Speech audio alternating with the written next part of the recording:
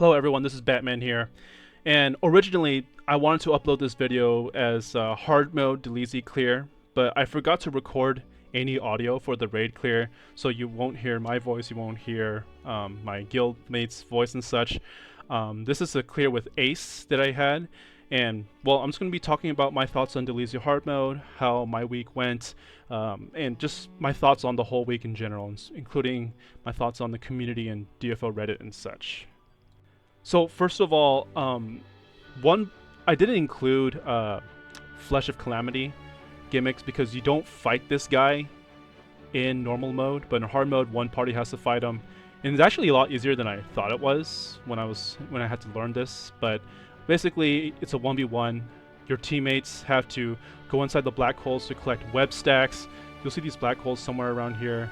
See, that's the black hole going to the left. They had to collect it except for me, because I'm the one that's supposed to 1v1 Delezie. And then the Satyr buffs 1A right here. Anyways, so Delezie hard mode. It's pretty hard for most people. Now for the whales and such, it's pretty easy, but even for the people who are super decked out and super geared, they had to know all the gimmicks. They had to know Delezie very well. Like, you know, if you watch my video on like on the gimmicks and such, you have to know all of that information like the back of your hand. Like it's breathing. Like that's how well you have to know this raid. If you don't, you're pretty much going to fail.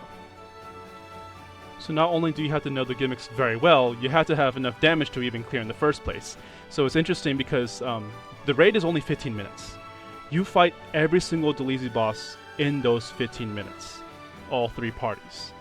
Now, not only do you have to have enough damage, you have to time your awakenings in such a way that you have your awakening for every single boss. So there's a lot of planning, a lot of timing, a lot of strategy that goes into this whole raid. So like the first phase is only like 2 minutes long or less. You basically fight the three fused Delezie forms. So green party, we're fighting Calamity, someone fights Swaling, someone fights Demise, and if you don't get, so there's 300% HP total between those three bosses. Each one has 100%.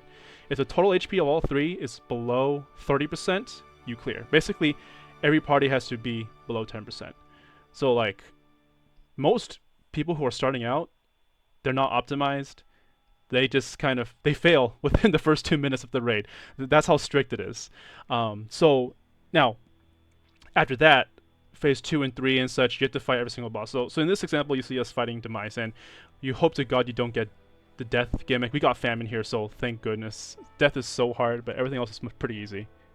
So speaking of the DPS requirement, so the DPS requirement that I've seen going around, like absolute bare minimum, is if you go on dfogang, it started out as at least 19 billion DPS score.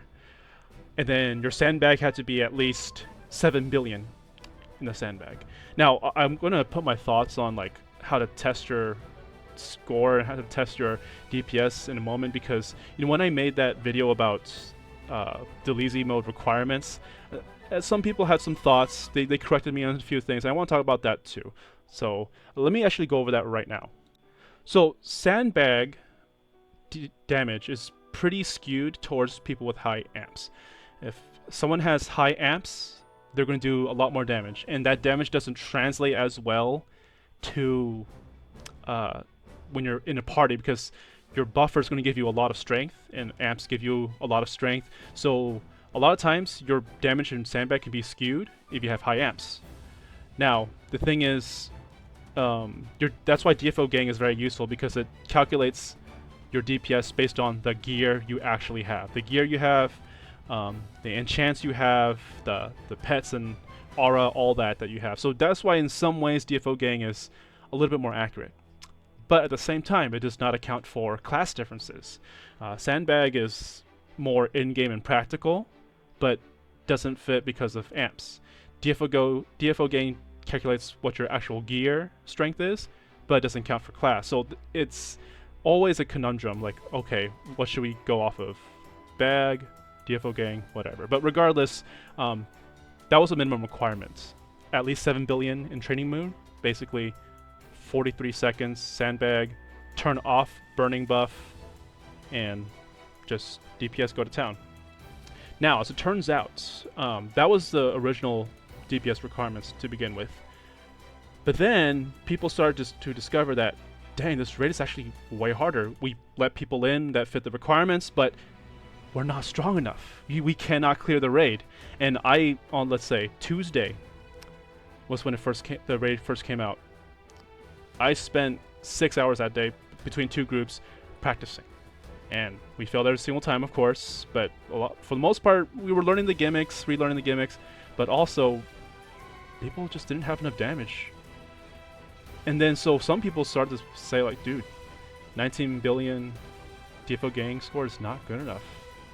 It's got to be at least 20, 21. And some people needed to make the requirements higher because people just weren't strong enough. And people thought that this hard mode was going to be easy. Oh, we all know gimmicks. We're over-geared compared to KD and FO. Nah, dude. We were way too weak. It was really tough. And then Thursday, practiced with 2 more groups, and we did not clear. Spent 6 hours trying to clear. It was like 12 hours of failures. Constant failures. And then Friday morning, I got a chance to join Chicken raids. And you know, Chicken and his group of people usually very, very geared, and they were like on clear 15, 16 at this point. So I asked, hey, can I join? And one of my DPS and one of my buffers were allowed to join in, and on my DPS we cleared on the 3rd try, and then on my buffer we cleared 1st try. And they were really geared. Even though we messed up a few gimmicks, they were able to clear because they're just that strong.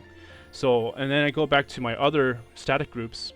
Unfortunately, they're not as strong as the Chicken guys, so we had to perfect every single gimmick. We went over strategy. I actually typed out a little guide for each boss, like what you should do, when you should tab, like what the DPS should do and such. So you have to optimize your damage and your windows very, very much. Anyways, later that Friday I was doing Aux raids, AUX. And we did a few practice rounds, like 3 or 4 practices before the real thing started, and then once we actually started, got the whole group together, we cleared 1st try. And I'm like, dang, this is nice, this is easy, if everyone knows what they're doing, right? Okay, so then later in the day we resume Ace raids, because we had failed the Thursday nights, so Friday night we're doing it again. And man, it took us 3 to 4 hours, we finally got it clear. And this is the clear that we actually got. The thing is, when everyone is basically at cut line, you cannot mess up anything. And if you watch this video, we do not fail a single gimmick. We do every single gimmick. We optimize our awakening timings. We did everything basically perfectly. And if you watch the very end, we barely cleared. Just enough. So I'm looking at cut line. When they say cut line 20 billion DPS score on dfogang, 7 bill bag, what that really means is that if everyone is cut line, you have to play perfect as if you know this with your heart. That's the only way you can clear. Otherwise, you are not clearing. So when people say cut line, I think about this for like Nabel when it first came out. Cut line is basically, hey, we have a spot open. We need a warm body to join us. That's what base cut line is. So really the requirement for clearing stuff like this, you have to be above cut line by a good amount. The minimum cut line is basically you're kind of getting carried. You're basically just barely doing anything just so that you're not dragging the group down. That's basically what basic cut line is. So when some people want to join and are not meeting cut line, you're basically asking to be carried. That's the reality of it. And now fortunately most of my characters were at cut line. Now my main is way above cut line, my buffer was way above cut line, my 2 other DPS I did were like barely cut line. So but fortunately I know how to play this game, so I have a lot of experience, so my skill hopefully made up for the lack of damage that I had. So let me get into my thoughts on DFO Reddit and like kind of community reactions and my reaction to their comments to some of my posts I've made. So a while back, you know, I talked about some people correcting me on like my minimum requirements for the original Delezie normal mode, about the differences between high amps and character, and the flaws of dfogang and the flaws of DFO Reddit. And you know, for some reason people are acting like, oh, API sites like dfogang is not good for the community. KDNF over relied on it and it's not good for global. And the thing is, dfogang is very useful because if you go to that website, I used it for skill builds. I used it to simulate what will increase my damage further, like which fusion stones are better for my setup. If I'm determining between two sets, which set should I use? Where can I make improvements to make my damage better? So it's very useful for anyone and everyone. It is not a bad thing because what the DFO sites, the API sites and KDNF would do is, they would calculate damage and people would use random skill builds to kind of fake or trick the API sites to make your damage look bigger than it actually was. So like, just an example, if you go to the damage simulator in your character screen thing, the DP, so it's underneath armory, right? You can put like some points in some skills and artificially raise your damage in that screen. So that's fake. That's what KDNF people were doing. They're making up their fake numbers. But dfogang is just a measure of your gear. How good is your gear? That's basically all it is. So dfogang is pretty reliable. It's very useful. Now let me get into a DFO Reddit post that happened a few days ago. And look, I'm trashing on some people, but I don't want you guys thinking that I'm really like making fun of or something. I don't want to come off as elitist or something. I just want to tell you guys the facts, like based on my experience and such. There was one post he was complaining that, look, everyone wants to clear Delezie Hard. They want the cosmetics. They want to feel cool. They want to have fun. But this guy was like, oh, the damage is way too high in Delezie Hard mode. That stupid site, dfogang, it ruined everything. I can't meet the damage requirement on that site, and that's what people aren't taking me, blah, blah, blah, okay? Here's the thing. If you don't meet minimum requirement DPS score on dfogang, you had no shot of clearing, because I want to show you a quick screenshot of all the characters in my raid. So I'm just going to rattle off everyone's score on dfogang. So from the top, you got the Satyr 7.2, that's above cut line's good. 22.7, 22.6, 26.7, all well above cut line. And then one person's like way above. Yellow Party 7.1 is just above cut line for buffers. 22.2. Then we got a 20 million DPS score here. That's just at cut line. Then we got 23 million. And then for Green Party 6.9, I think it's slightly below cut line. I think it's 7. I'm not sure, but anyways, we did fine. 21.78. And then 21, and then me, I'm at 25 million. And again, consider we got upgrades since then, so if you look at right now, the scores, it's going to be higher now than it was at the time. But, I mean, everyone is above cut line except for one person who's just at cut line. And if you watch to the end, we barely cleared. We barely had enough time to do it. So this is all just to say that, if someone is complaining about joining hard mode because they don't meet the requirements, dude, you weren't getting a clear anyways, unless you basically ask someone to carry you. Like, you gotta have a bunch of guys be way above your DPS to drag you through. Now, I did, like I mentioned, the chicken raids, there were a few guys that are well below cut line, but the thing is, if you look at their Explorer Club, if you look at their account, they have a bunch of characters that are very, very Omega strong. So probably what happened was these guys, they were doing their job on their mains. They did their part in an earlier raid, and Chicken allowed them to go on an alt later on because they already did their part. But so basically, you had to, if you're below cut line, you're asking to get carried. And I don't want to sound elitist, like, oh, you're not good enough, you're not going to clear whatever. Look, DFO has a lot of different kind of players: strong, weaker, casual, whatever the case may be. And I wanted to do the 100% Delezie raid, but I'm not nearly strong enough, and I don't have the connections either to find a group anyways.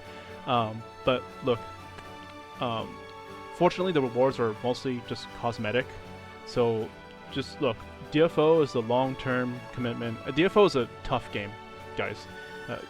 You can play casually if you'd like, and you can still enjoy it.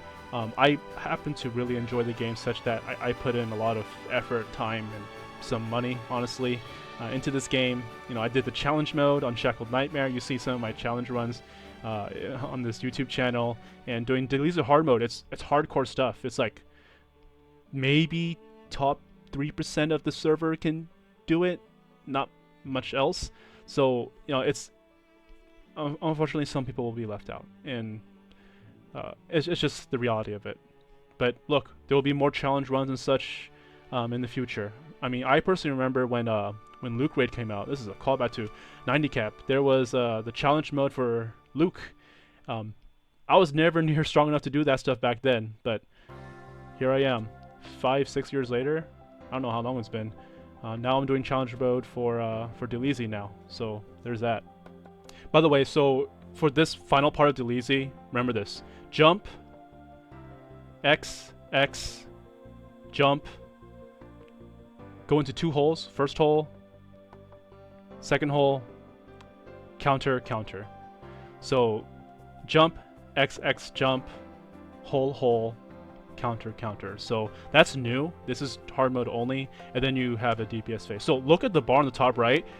We barely clear. Look at the HP going down, and we do a good amount, but I mean, we're getting close. It's almost over. We got like 10 seconds left, maybe. And dude, when we finally cleared, it was such a sigh of relief. This is, this clear was probably the happiest I was out of all my 4 clears, because we worked hard to get this one. We strategized, we optimized, we did everything we could to clear. Anyways, thanks for listening to my rambling, guys. This was unscripted. Just wanted to talk, and if you guys have any thoughts, let me know, and I'll see you guys in the next one.